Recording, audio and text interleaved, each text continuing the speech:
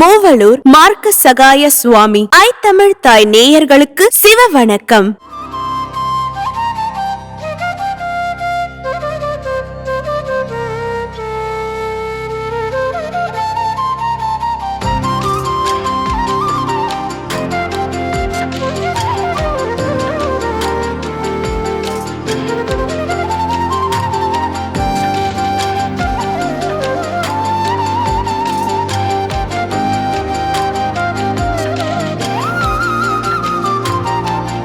பசுவின் பால் அதன் உடம்பு முழுவதிலும் இரத்த ரூபமாய் வியபித்துள்ள போதிலும் அதன் மடிக்காம்புகளின் வழியாகத்தான் பால் கிடைக்கும். அதுபோலவே கடவுள் பிரபஞ்சம் முழுவதிலும் வியபித்துள்ள போதிலும் பக்தர்கள் அனுஷ்டித்து வரும் பக்தி வழிபாடுகள் நிரம்பியுள்ள ஆலயங்களில்தான் கடவுள் சுலபமாய் தரிசனம் கொடுக்கிறார். இவ்வகையில் ருத்ரன், விஷ்ணு, பிரம்மன் ஆகிய மூவரும் பூஜித்ததால் மூவரூர் என்றாகி தற்போது மூவலூர் என்றழைக்கப்படும் சிவத்தலத்திற்கு உங்களை தரிசிக்க அழைத்து செல்வதில் ஐ தமிழ் தாய் மிகுந்த மகிழ்ச்சி கொள்கிறது.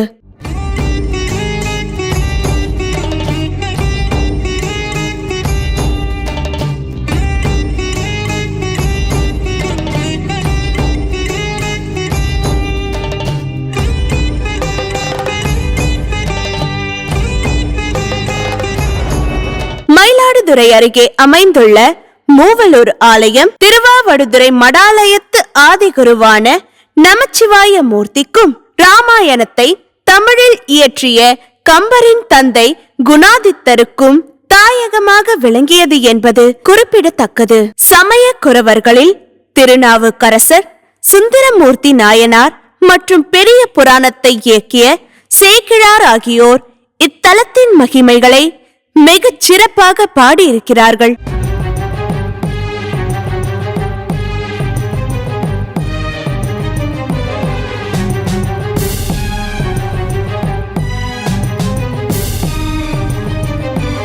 கோயில் ராஜகோபுரத்தின் இடது புறத்தில் வழித்துணை விநாயகரும் வலது புறத்தில் சிவசுப்பிரமணிய சுவாமியும் தனித்தனி சன்னதிகளில் வீற்றுள்ளனர்.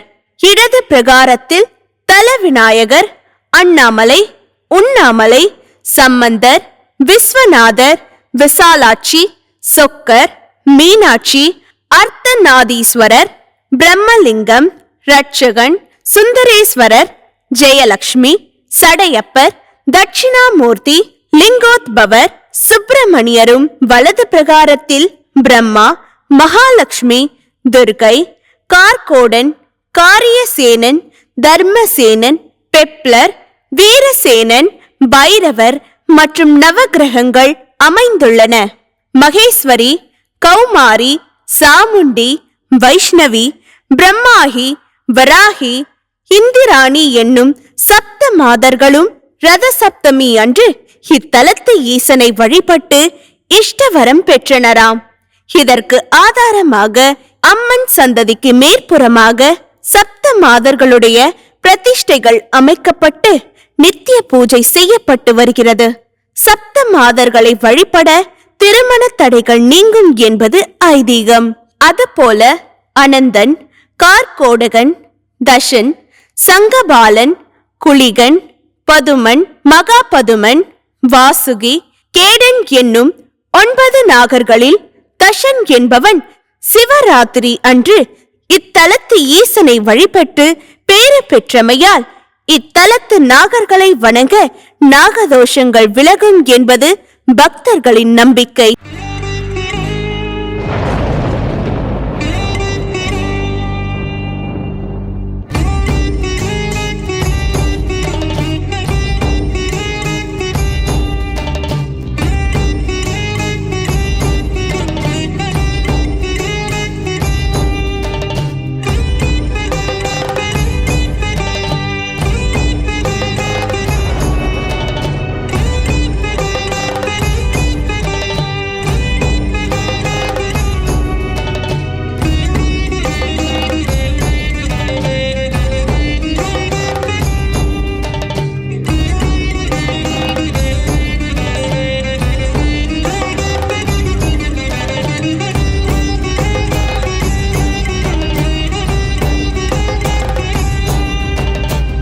அசுரர்களில் மிகவும் கொடியவனான மகிஷாசுரன் ஒரு சமயம் சிவபெருமானை நோக்கி கடுந்தவம் புரிந்து பெண்களால் தனது உயிருக்கு ஆபத்து ஏற்படாது என நினைத்து தனக்கு ஆடவர்களால் மரணம் நேரிடக்கூடாது என்று ஒரு வரம் பெற்றான். சிவனிடம் வரம் பெற்று செருக்கினால் தேவர்களையும் மாந்தர்களையும் கொடும் துயரத்திற்கு உட்படுத்தினான். அவனது துன்பத்தை பொறுக்க முடியாத தேவர்கள் திருமாலிடம் ஆலோசனை பெற்று பார்வதி தேவியாரிடம் அடைக்கலம் புகுந்தனர். அவர்களுக்கு அபயம் அளித்து பார்வதி தேவியார் 9 நாட்கள் பகவானை குறித்து தவம் செய்தார். 9ஆம் நாள் ஈசன் அன்னை பராசக்திக்கு காட்சி அளித்து ஓர் சூலம் ஒன்றை கொடுத்தருளினார். உடனே பார்வதி தேவியார் சிம்ம வாகனத்தில் ஏறி மகிஷாசுரனை கொல்லும் பொருட்டு பயங்கர ஸ்வரூபம் கொண்டு ஸ்ரீ துர்கா தேவியாய் உருவெடுத்தார். உக்கிரமாய் போர் மூண்டது. மகிஷாசுரன் தன் நீண்ட கொம்புகளால் தேவியாரை தாக்க வந்தான். அம்பாளோ சூலத்தால் அசுரனுடைய சிரசில் குத்தி அவனது தலையை பிளந்தாள். உயிர் துறக்கும் தருவாயில் அரக்கன் அகிலாண்ட கோடி நாயகியின் மகிமையை உணர்ந்தான். அம்மையே, அடியேன் முடி தங்கள் பொற்பாத கமலத்தை நீங்காத விளங்க வேண்டும் என்று வரம் கேட்டான். அரக்கன் வேண்டுகோளை ஸ்ரீ அம்பாளும் அங்கீகரித்தருளினார். அகோர வடிவெடுத்ததின் பயன் முற்று பெறவே மறுபடியும் அழகிய வடிவம் பெற எண்ணி அம்மையார் சிவபெருமானை பிரார்த்தித்தார். தேவியாரின் பிரார்த்தனைக்கு மகிழ்ந்த சிவபெருமான் அம்மையார் முன்பு திருக்காட்சி அளித்து பொன்னியின் நதிக்கரையில் உள்ள சிவத்தலங்களுள் ஒன்றான மூவலூரில் ஸ்ரீ லிங்காகரமாக விளங்கும் தம்மை ஒரு மண்டலம் வழிபட்டால் உமது வேண்டுகோளை பூர்த்தி செய்வதாக திருவாய் மலர்ந்தருளினார். அதன்படி தேவியாரும் மூவலூர் புனித பொய்கையில் மூழ்கி முறைப்படி வழிபடவே நாளடைவில் ஸ்ரீ துர்கா தேவியின் அகோர வடிவம் மாறி 32 சாமுத்திரிகா லட்சணமும் பொருந்த மோகன வடிவம் வாய்க்கப்பட்டு அழகிய நாயகியானார். அம்பாள் அழகிய நாயகியான பின் வழிகாட்டி வள்ளல் காட்சி அளித்து உனக்கு யாது வரம் வேண்டும் என்று கேட்க அம்மையார், சுவாமி, அடியனை தாங்கள் பத்தினியாக ஏற்றுக்கொள்ள வேண்டும் என்று விண்ணப்பித்துக் கொண்டார். அம்பாளின் வேண்டுகோளை ஏற்ற ஈசன், பெண்ணே, பங்குனி திங்கள் சுக்லபட்ச துவாதிசியும் ஆயில்ய நட்சத்திரமும் கூடிய நன்னாளில் நின்னை யாம் திருமணம் செய்து கொள்வோம் என்று ஆசி கூறி அருளினார். குறிப்பிட்ட சுபயோக சுபதினம் கூடியது. கங்குள் அகன்றது. பொழுது புலர்ந்தது. புள்ளினங்கள் ஆர்த்தன. ஸ்ரீ மகாலிங்கத்தின் நின்று மகாதேவரும் எழுந்தருளினார். தேவர்களும் முனிவர்களும் ரிஷி பத்தினிகளும் நிறைந்தனர். விஸ்வகர்மா என்னும் தேவதச்சன் அழகிய மணமண்டபத்தை அமைத்தான். தேவகுருவான பிரகஸ்பதி புரோகிதராய் அமர்ந்தார். ஸ்ரீ மார்க்க சகாயேஸ்வரருக்கும் ஸ்ரீ சௌந்தர நாயகி அம்மையாருக்கும் திருமணம் மங்களகரமாக நடந்தேறியது என்கிறது தல வரலாறு. இன்றும் இந்த நிகழ்வையொட்டி ஆண்டுதோறும் பங்குனி திங்களில் ஆயில்ய நட்சத்திர நாளில் சுவாமி அம்பாள் திருக்கல்யாண வைபவம் சிறப்பாக நடத்தப்பட்டு வருகிறது.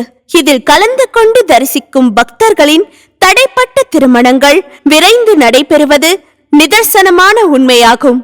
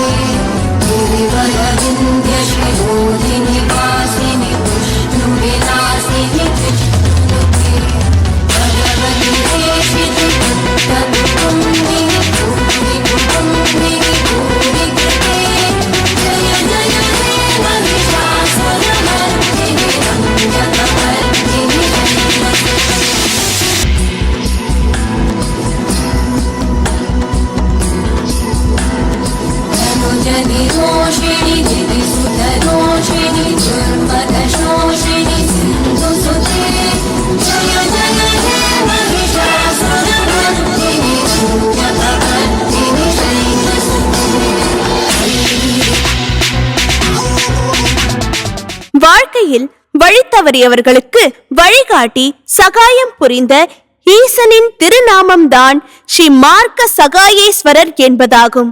தமிழில் வழித்துணை நாதர் என்று சொல்லலாம்.